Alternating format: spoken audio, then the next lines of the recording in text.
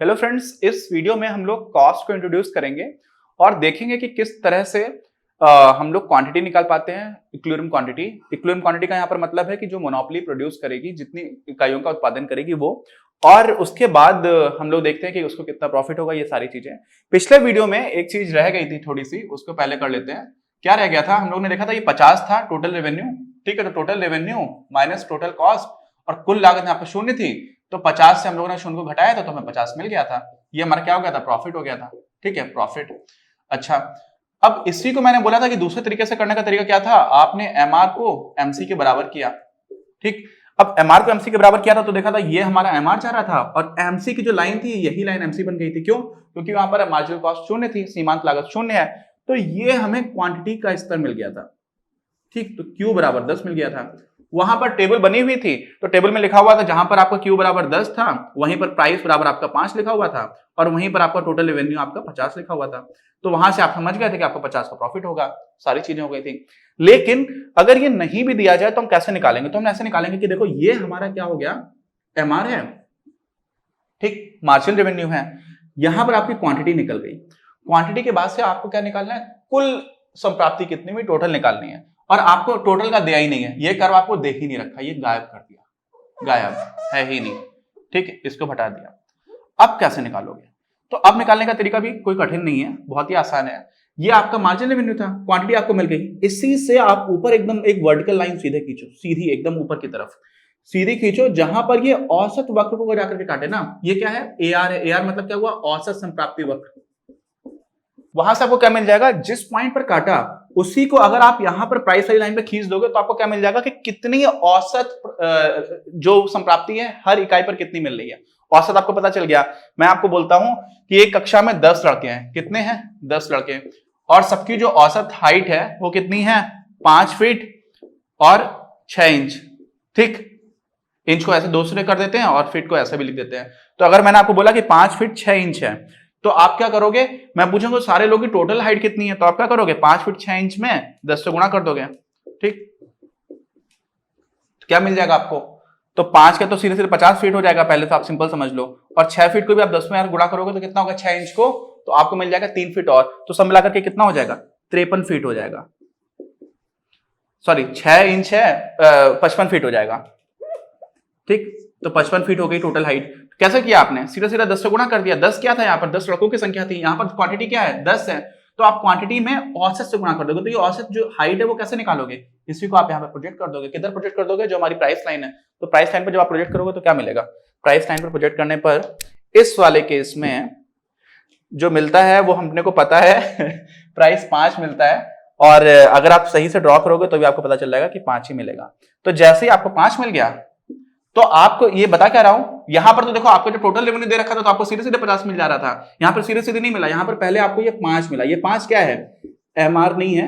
MR आपका MR पे काट करके तो 10 ये मिला था। ये आपको टोटल एवरेज रेवेन्यू है। क्या है? Average revenue. एवरेज रेवेन्यू 5 है, क्वांटिटीज 10 है, तो टोटल रेवेन्यू कितना हो जाएगा? आप बोलोगे औसत में कुल क्वांटिटीज का गुणा कर दें तो आपको मिल जाएगा। तो ये एक तरीका था जहां से हम लोग क्या कर सकते हैं? कुल संप्राप्ति निकाल सकते हैं। अब जो हम इस वीडियो में बात करनी है मेन, कि हम लोगों ने कॉस्ट को इंट्रोड्यूस कर दिया है, फिर हम लोग कैसे निकाल पाएंगे कि कौन सी क्वांटिटी होगी, उसको देखते हैं। तो हम लोग को अब पता करना है कि 2 तरीके हैं हमारे पास क्या पता करने की कि किस स्तर पर प्रोड्यूस किया जाए क्या जो भी वस्तु है, जिससे कि उसको मैक्सिमम क्या हो? प्रॉफिट हो। तो एक तरीका तो ये है, दूसरा तरीका ये है। दूसरा जो तरीका है थोड़ा जटिल है, थोड़ा कॉम्प्लेक्स है, लेकिन यही अच्छा तरीका है, और एक बार अच्छे से समझेंगे तो फिर भूलेंगे नहीं। पहला तरीका क्या है? क्या निकालना है अपने को? प्रॉफिट मैक्सिमाइज करना है। तो प्रॉफिट क्या होता है? Total revenue minus total cost.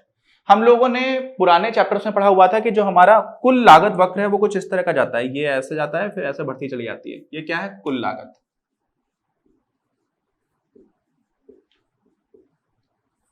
और अभी पिछले ही कुछ वीडियोस में हम लोगों ने एक मोनोपोली के एकाधिकार फर्म के लिए क्या देखा कि जो कुल संप्राप्ति वक्र है वो कुछ ऐसा जाता है, ऐसे। ठीक, अब क्या हुआ? अब आप ये देखो कि जहां पर Q1 है, ये O मान लेते हैं, स्टार्टिंग है। Q1 से पहले जो आपका टोटल कॉस्ट है वो ऊपर है, ये आपकी टोटल कॉस्ट है, और ये वाली जो लाइन है वो क्या है? Total revenue. यानी कि जब Q1 से कम क्वांटिटीज हैं, जब Q1 से भी कम मात्रा कोई प्रोड्यूस कर रहा है, तो उसको जो पैसे मिल रहे हैं, जो संप्राप्ति हो रही है, वो कम हो रही है और लागत ज्यादा आ रही है। इसका मतलब क्या होगा, लागत ज्यादा है, संप्राप्ति कम है, तो नुकसान होगा। तो इस स्तर पे तो कोई प्रोड्यूस नहीं करेगा। Q1 के बाद क्या होता है, Q1 के बाद आपका टोटल रेवेन्यू बढ़ना स्टार्ट हो जाता है। तो टोटल रेवेन्यू ऊपर है और टोटल कॉस्ट नीचे है, कुल संप्राप्ति ऊपर है और कुल लागत नीचे है। इसका मतलब क्या हुआ, ये जो एरिया है वो आपको क्या देने लगेगा, प्रॉफिट देने लगेगा। लेकिन ये कब प्रॉफिट होगा, जब आप ये मान लीजिए Q0, जो आप Q0 प्रोड्यूस कर रहे हो, जब Q0 बना रहे हो, तो आपकी कुल जो संप्राप्ति है वो इतनी हो गई, कितनी हो गई, ये आपकी कुल संप्राप्ति हो गया। मान लीजिए इसको लिख देते हैं 50, मान लेते हैं। और ये जो है आपकी कुल लागत है वो कितनी आ गई, 40। ये कब है, जब आप Q0 क्वांटिटीज प्रोड्यूस कर रहे हो। ऐसे ही क्या होगा, और बढ़ता जा रहा है, तो आपको दिख रहा है, देखकर की समझ में आ रहा है कि यार इससे तो ये बड़ा है, इसका मतलब ये ज्यादा प्रॉफिट हो जाएगा। जितना ज्यादा गैप है उतना ही ज्यादा प्रॉफिट होगा। तो आप आगे चलते जाओगे, लेकिन ये गैप कम होना स्टार्ट हो जाएगा। और फिर आपको एक पॉइंट मिलता है Q2 नाम का, जिसके बाद से क्या होता है, फिर से टोटल कॉस्ट ज्यादा हो जाती है, देखो, और टोटल रेवेन्यू कम होने लग जाता है। तो होता क्या है कि Q2 के बाद तो आप प्रोड्यूस नहीं करोगे, क्यों, क्योंकि आपको नुकसान होगा।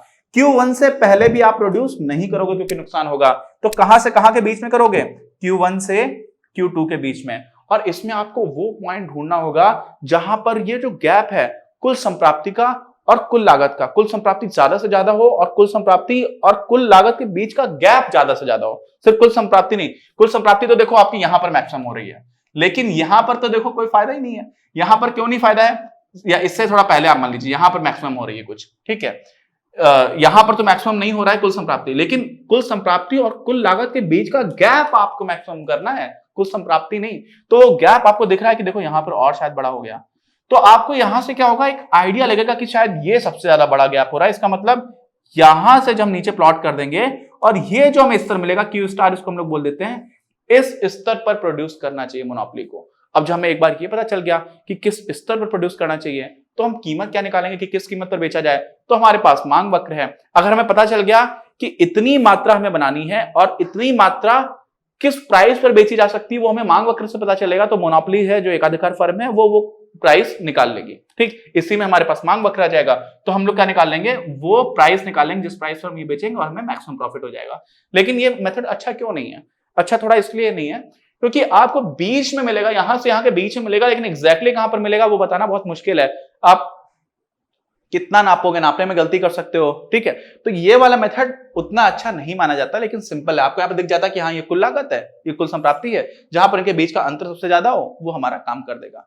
दूसरा मेथड कौन सा है, दूसरा मेथड वही है जो हम लोग पढ़ते चले आ रहे हैं कि आप क्या करो, कुछ मत करो, आप भाई साहब सीधा सीधा देखो कि मार्जिनल रेवेन्यू यानी कि सीमांत संप्राप्ति को सीमांत लागत के बराबर कर दो। ठीक, अच्छा, हम लोगों ने पुराने चैप्टर्स में पढ़ा हुआ था कि जो हमारा मार्जिनल कॉस्ट कर्व होता है, सीमांत लागत वक्र होता है, वो कुछ इस तरह का होता है। हम लोगों ने ये भी पढ़ा था जो हमारा औसत लागत वक्र होता है उसका मिनिमा को टच करते हुए जाती है। तो ये इस औसत लागत वक्र का ये मिनिमा सबसे नीचे का पॉइंट है, उसी से आपका मार्जिनल कॉस्ट कर्व निकलता है और उसके बाद से आपका ये सीमांत लागत वक्र, सॉरी औसत लागत वक्र ऐसे आगे बढ़ता चला जाएगा। हमें करना क्या है, हमें यह भी पता है पिछले वीडियो से, अभी जो पिछले 2-3 वीडियो से, कि हमारा जो औसत संप्राप्ति वक्र है वो डिमांड कर्व के बराबर ही होता है। तो डिमांड कर्व और औसत संप्राप्ति वक्र एक ही रहता है, सेम। अच्छा, और हमें यह भी पता है कि जो मार्जिनल रेवेन्यू कर्व है वो हमारा उसके नीचे चला जाता है। किसके नीचे, औसत के नीचे से जाता है हमारा मार्जिनल रेवेन्यू। और हमें करना क्या है, MR = MC कर देना है, बस। क्या कर देना है, MR = MC। अब MR कहां पर है, ये देखो MR आपका सीमांत संप्राप्ति, और MC कहां पर है, ये वाला MC है। तो ये दोनों एक दूसरे को जहां पर काट रहे हैं, बस वो पॉइंट आपको ढूंढ लेना है। ये पॉइंट मिल गया। इस पॉइंट पर क्या करोगे आप, सीधा सीधा क्वांटिटी वाला जो स्तर है उस पर आप निकालोगे प्रोजेक्शन। तो यहां से जो आपको क्वांटिटी मिलेगी, ये वो क्वांटिटी है, ये वो मात्रा है जिस मात्रा को प्रोड्यूस करेगा कौन, एकाधिकार फर्म। सीधा मिल गया। अब आपसे पूछा जाए कि प्रॉफिट कितना होगा, ये तो आपको क्या मिला है, ये तो आपको वो स्तर मिला है जिस स्तर पर क्या होगा, कोई भी मोनोपोली फर्म प्रोड्यूस करेगी जिस स्तर को। यहां पर आपको क्या दिख रहा था, यहां पर आपको ये प्रॉफिट दिख रहा था, ठीक, लेकिन वहां पर अभी आपको प्रॉफिट नहीं दिख रहा है। यहां पर आपको जो क्वांटिटी थी वो सही से नहीं दिख पा रही थी क्योंकि प्रॉफिट भी एग्जैक्टली समझ में नहीं आ रहा है, इसलिए ये उतना अच्छा मेथड नहीं है। यहां पर आपको तुरंत ही क्वांटिटी मिल गई, सबसे पहले कुछ भी नहीं करना पड़ा। अच्छा, अब आपको बोला जाए प्रॉफिट कितना होगा, तो कैसे निकालोगे। तो हम लोग क्या करते हैं, अगर हमें क्वांटिटी पता चल गई है, मात्रा पता चल गई है, तो किस प्राइस पर इतनी मात्रा की डिमांड होगी मार्केट में, ये कैसे पता चलेगा? मांग वक्र से। मांग वक्र हमारा क्या है? जो औसत संप्राप्ति वक्र है वही हमारा मांग वक्र है, हमें ये भी पता है। तो हम क्या कर देते हैं, हम प्राइस निकालने के लिए इसी को ऊपर ले जाते हैं। क्या कर देते हैं, ऊपर क्यों ले जाते हैं? हम वहां तक ले जाते हैं जहां तक ये डिमांड कर्व को यानी कि मांग वक्र को काट ना दें। तो कहां पर काटेगा? देखिए बढ़ाते चलेगा, यहां पे जाकर के काटा, इस पॉइंट पर। तो ये क्या बता देगा, ये पॉइंट को जब आप इधर प्रोजेक्ट करोगे तो आपको वो कीमत मिल जाएगी जिस कीमत पर आप इतनी क्वांटिटीज बेच पाओगे मार्केट में। क्यों मिल पाएगी? क्योंकि यही तो आपका डिमांड कर्व है। ये डिमांड कर्व बता रहा है कि इतनी क्वांटिटी के लिए आपको इतने प्राइस पर ही बेच पाओगे, यही तो डिमांड कर्व है। अभी इसको औसत रेवेन्यू की तरह मत देखो, औसत संप्राप्ति की तरह मत देखो, आप इसको डिमांड कर्व की तरह देखो, क्योंकि डिमांड कर्व से हम क्या निकालेंगे कि प्राइस कितना होगा, कितने प्राइस पर हम इतनी क्वांटिटीज बेच पाएंगे। तो हम लोगों ने भाई वो भी निकाल दिया, कोई बात नहीं, ऐसा किया, ठीक। अच्छा, इसी को गैप बना देते हैं जिससे कि आपको आइडिया लग जाए कि हमने लाइन ऐसे खींची है। ये क्या हो गया आपका? पी स्टार आ गया, यानी कि इतने प्राइस पर हम बेचेंगे इतनी क्वांटिटी। लेकिन आप कहोगे ये तो आपने प्राइस निकाल लिया, अभी भी प्रॉफिट कहां है? तो मैं बोलूंगा कि ये जो आपका पॉइंट आया है ये क्या है? ये साथ साथ में औसत संप्राप्ति पर भी तो है। यानी कि जब आप इतनी मात्रा उत्पादन कर रहे हो तो आपको एक वस्तु बेचने पर कुल मिलाकर के कितने पैसे मिल रहे हैं? इतने पैसे मिल रहे हैं, ठीक। ये जो हाइट है, ये जो मैंने अभी बनाया, ये ऐसे कर्ली ब्रैकेट बना दिया था, इतना आपको क्या मिल जाएगा? पैसे मिल जाएंगे। मैं बिगाड़ इसलिए दे रहा हूं क्योंकि अभी थोड़ा कॉम्प्लेक्स हो जाएगा ग्राफ, तो आपको सारी चीजें सही से समझ में आते रहे, लेकिन मैंने बनाया इसलिए कि आप एक बार रिलेट कर पाओ कि मैं क्या बता रहा था। तो औसत रेवेन्यू यहां से लेकर के यहां तक की हाइट के बराबर हो गया, ठीक। यानी कि एक पर कितना बेचा जाएगा? औसत है ये। और कुल क्वांटिटी कितनी है? इतनी है। तो आप क्या करोगे, ये जो पूरा एरिया आपको दिख रहा है ना, क्या नाम देखिए, पी स्टार यहां पर, उसके बाद से आप इस पे इसका मान लीजिए नाम रख देते हैं हम लोग, क्या, ए रख देते हैं, पी स्टार ए, फिर क्यू स्टार और फिर ओ। ये क्या हुआ? ये आपका टोटल रेवेन्यू हो जाएगा जब आप इस चतुर्भुज का क्या निकाल दोगे? एरिया। आपने क्षेत्रफल निकाल दिया, तो इस चतुर्भुज का क्षेत्रफल आपकी कुल संप्राप्ति हो गई। अब साथ में आपको यह भी दिख रहा है कि यार ये तो एवरेज संप्राप्ति वाला, औसत संप्राप्ति वाला पॉइंट था, लेकिन इसी को आप नीचे जब यहां पर काट रहे हो तो ये किसको काट रहा है? ये काट रहा है आपके औसत लागत को। तो आपको औसत लागत भी पता चल गई। क्या पता चल गई? औसत लागत। अब इसी पॉइंट को जब आप यहां पर खींच दोगे तो आपको क्या पता चल जाएगा कि औसत लागत क्या है एक की। एक की मतलब एक वस्तु, एक इकाई बनाने की जब आप क्यू स्टार मात्रा प्रोड्यूस कर रहे हो उस समय पर एक इकाई बनाने की औसत लागत क्या है? आपको औसत लागत भी पता चल गई। औसत लागत कैसे पता चल गई? आपने इसी को प्रोजेक्ट कर दिया। तो ये आपको जो पी स्टार आया था इसको मान लीजिए हम लोग बोल देते हैं P1, ठीक। ये कॉस्ट है। अच्छा, इसको प्राइस की जगह ऐसे कुछ और लिख देंगे तो ज्यादा सही रहेगा। इसको कॉस्ट की लिए हम लोग C लिख देते हैं मान लीजिए, ठीक है। ये क्या है? और एवरेज कॉस्ट थी तो इसको C लिख दिया। अच्छा, अब क्या हुआ? और इस वाले पॉइंट को हम लोगों ने B बना दिया। चलो, अब कोई दिक्कत नहीं। अब ये जो B आपको मिला था ये कैसे मिला था? आपने औसत लागत वक्र पे जहां पे काटा तो आपको वहां से औसत लागत मिल जाएगी, यानी कि एक इकाई बनाने की आपको लागत मिल गई। और ये क्या है? ये एक इकाई बेचने से औसत संप्राप्ति मिल गई।